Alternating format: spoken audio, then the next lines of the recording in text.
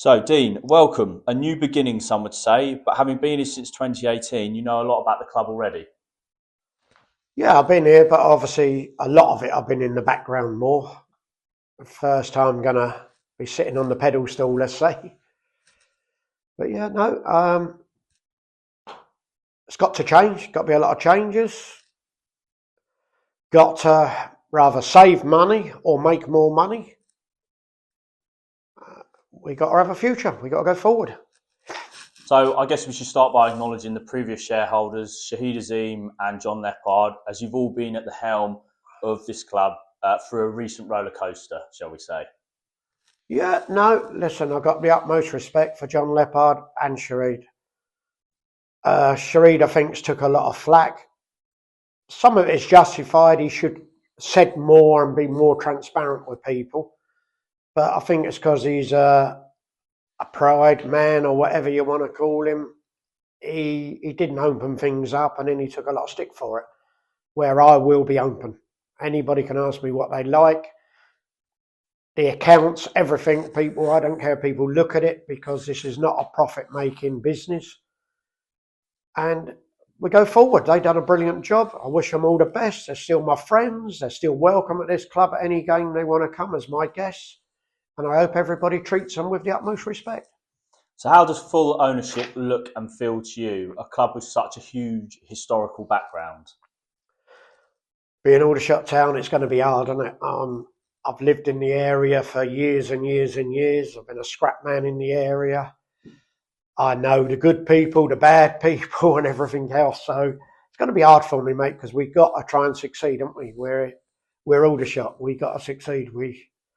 We got a crap town, which hopefully the council's going to change and make better. Sometimes we have a crap football team, and hopefully we're going to make that better. So you yourself, you're not primarily in football. Your success comes in other areas, motor racing, hugely successful, pretty much monopolising your part of the market. But how can you differentiate both football and your other businesses, as football's far different to any other business? Football is not really a business. For an owner or a chairman, football is not really a business because the more you earn, the more you spend. Any other business, you do it to make the biggest profit as you can. We've got to make this a profit, and then we're going to spend it on the first team. So it's not like any other business that you run football. What was it like, to highlight some positivity of the past? What was it like to be part of Wembley, our FA Cup run, the league's ups and downs? Why did you get involved in 2018, and why have you now taken this role on moving forward? Well, you got to blame Mark Butler for me getting involved. We was at a lady's birthday party, had a few drinks, and Mark was going on to me. The club was struggling back then, and would I help it out? I did help it out. Got involved with Shareed, John. I think there was Lewis Scard, Willie. There was a lot more people sat around the table that have all slowly disappeared. But it just went from there, really. And I got the hook, not Wembley, when we beat Woking to go to Wembley. That put tears in my eyes, and I don't normally get tears in my eyes. I'm not one of these sort of people. The only other time I cried like that was when my boy won the Opera World final. But when we beat, that meant more to me than winning at Wembley. I know it don't make sense. Wembley was a brilliant day, but that day to beat Woking and go to Wembley was unbelievable to me. It was a tear in my eye. So you'd argue then that one of the reasons that you sort of took this sort of bull by the horns is for those moments that you get that you won't get in any other industry. The Woking moment, the Wembley moment, the FA Cup run, all of those things. No, I think some of it, if I'm honest, no, because you do get it in other things, you know what I mean? I like, not being funny, family gives you things like that. But I got in it, and then we were all on the thing of a new stadium, all the development, but we was in debt. So I thought, well, let's get rid of the debts and I'll have my money back later. And that has never come. So I'm already now in too deep just to walk away. And then I could see the last couple of years that it was getting worse. You know what I mean? I don't want to be thing. Trouble is with Shareed, he's too nice. Shareed cannot say no to people.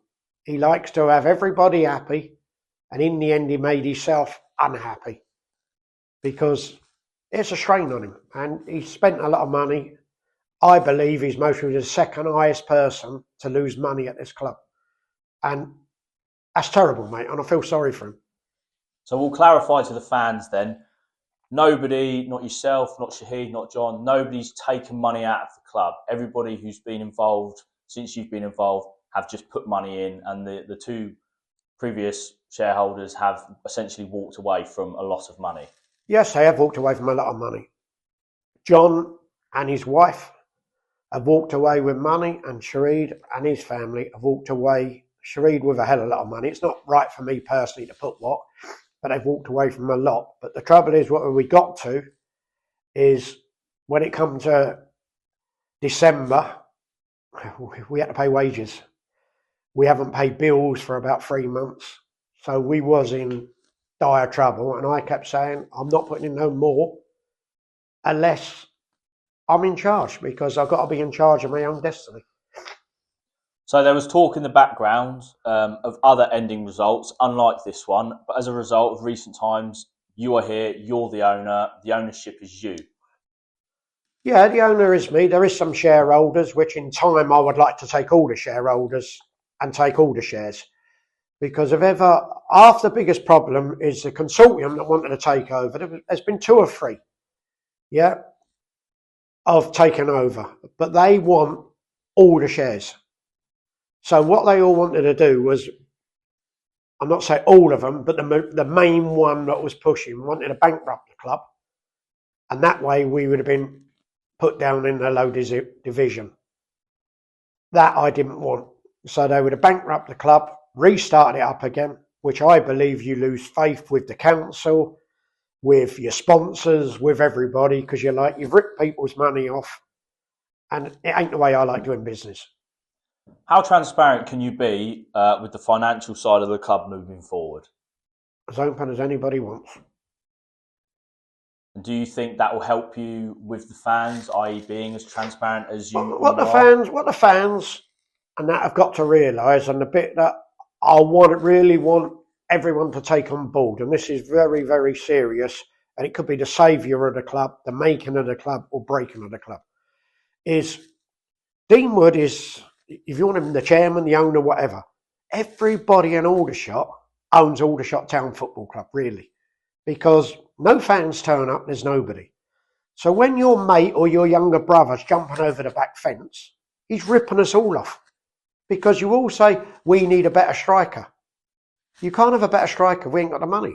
I think we're in about 400,000 loss this year. So when someone goes in the shop and nicks a shirt, they're nicking off all of us. They're not just nicking off Deane Wood, because in the end, Deane Wood will walk. And then it just gets worse. We've all got to come together now. When we beat up the away fans on the way back to the train station, they don't come back. That's another £200-300 that the next time they come, we don't get. When we're fighting Woking and we lost the Boxing Day, New Year's Day, I believe that would affect each club £30,000-35,000. We've all got to start pulling together for a while, and let's make this club what we all want, successful. And with the current setup, we can't not talk about how invaluable the current sponsors are to us, can we? The first ones I would like to think is the volunteers. Because to me, I believe they are unreal, and sometimes we need more volunteers to come in. Like when we wanted to paint the stadium, hardly nobody turns up, but it's our club. And then it's the sponsors. Because I think them volunteers that come here, like today, they're outside, freezing cold, sweeping, cleaning. And then we've got some of our major sponsors that have been with us. Let's just say sponsors 3 years and longer, major. Thank you very much, every one of them, and I hope we can make you proud.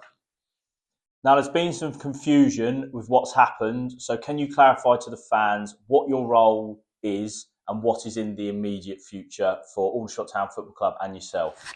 I don't want to go on, I'm the owner, I'm the chairman, because like I said, we're meant to be a team. Stop the leaks in the watering can. When I come here once, I said, you've got a watering can with a tap going flat out with loads of holes in it. And the water's running out quicker than it comes out the tap. So we got to start blocking holes, stopping people fiddling their ages, stopping people that are coming in for nothing, stopping people that are meant to be carers, but they're not carers. Things like that I'm going to be looking at. Who get complimentary tickets and who don't? Why should they get a complimentary ticket? Just things like that, and then we start going forward then. So would you say that's part of your short-term goal for this football club, or is there anything else that you want to display to the fans? No, we want the fans to realise if Deane has to put £1 on the gate, say, it's not £1 going in Deane's pocket. As we stand at the moment, I would say today we're around £1 million in debt still. Plus, I've bailed you out for £1 million. So we were £2 million in debt. It can't carry on like that. So we've all got to work together of bringing a friend. When you come to football, bring a friend. If we could double our crowd, and that's a dream world, I know. But if we could, we're problem solved. If Mark can double the sponsorship, problem solved. We've got to try and work with more companies. The amount of companies in Aldershot, if you don't want to put a £5,000 board up on the pitch, put a £500 board on the back wall. It helps the club. And every penny is going in the club.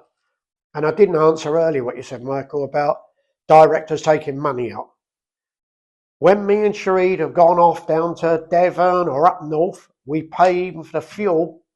We get a free ticket and a free meal off the club. We pay our own fuel, everything to go. I've never took, and as far as I know, they've never took £10 out of this club. And if they did, I always said, if ever I found out anybody's fiddling this club, I will grass them up. What does success look like for you this season in particular? Success for this season is to keep us in this league. That is it. That's all I'm worried about. Keeping us in this league, because if it didn't keep me in this league, then you might as well let the other people took you over and bankrupt the club. So we've got to stay in this league. Next year, different game, all pulled together, let's try and get in them playoffs. So I suppose in recent form, that's helped us. But as we know, things can change in an instant. Having been a part of this roller coaster already, how do you plan to move forward knowing what you know about the club? I've got faith, to be honest with Terry Brown and John. I've got faith in them. We had a meeting the other day. John is a lot like me. If he's got the hump, he'll tell you he's got the hump. And if he wants to walk, he'll walk. So I like that. And he ain't a man for money, money, money. I've been here with 3 or 4 managers now. And 2 out of the 3 was all about money and complaining about this, complaining about that. John is not that type. So I'm pretty confident we got the right man. How do you then, moving forward, want to be perceived? Forget the job title, forget your role at the club. How do you as a person, Deane, want to be seen by the fans? No different to what I am now. Sit in the background, checking what's going on. Give us some help sometimes, like, I'm not being funny, you got painters out there, tree surgeons out there, plumbers out there. We're paying companies to fix this, where you could come in, maybe a plumber, comes in and says, I'll fix your toilets, puts a sign up in all the toilets. John's Plumbers, a tree surgeon. I'd like to chop down a load of these trees out the front, ready for development. Plus, it let the sun get on the pitch more because the trees shade it, you all know. The leaves all drop off, they cause us grief. At the moment, we ain't got the money to pay for it. But if somebody out there wants to come in and help us take them down and chop them up for firewood, we need help. So I think based on this interview and people that know you already, they know what to sort of expect from you. But what, from your own mouth, what can fans expect from you as a person? I don't really know how to answer that. Listen, if I have to get on my hands and knees and do some work, I'll get on my hands and knees and do it. Like I say, when the sprinklers were all broke last year, I paid for them out of my own pocket. I got on my hands and knees and changed them. Never had a clue how to do them. Put them in, done it wrong, then got told how to do it, dug them out, had to do it again. That's what I'm like. When I done the bit at the car park, some people moaned about it. It's a way of bringing revenue into the club. And if I have to pick up a shovel or a broom or a paintbrush. Doesn't bother me. How can the fans and people involved with the club get behind us moving forward? The biggest thing is stop us with aggravation and people jumping the fences and stuff like that. That's the biggest thing. We want the banter with the Woking banter, but we don't want to see people getting beat up and people throwing bricks at people on both sides, not just Aldershot, Woking and all. I'm even going to have a meeting with the Woking director and say, let's work together, keep the rivalry because we want it. We want to beat Woking. They want to beat us. But let's work with the police, the FA and everything, and give us our Boxing Day and New Year's Day. We need it. It's a part of us. And finally, what's your message to the fans? An uncertain time ahead. What do we expect from you with full transparency? Openness and honesty. That's all I can say to you. All I can say. There's nothing else I can say. I'm not going to promise you the world. I'm not going to say we're going to do this, we're going to do that. If I do it, we do it. And if we don't, we don't. But I will be open and I will not be hiding things. More openness with the fans, I think, is what we need.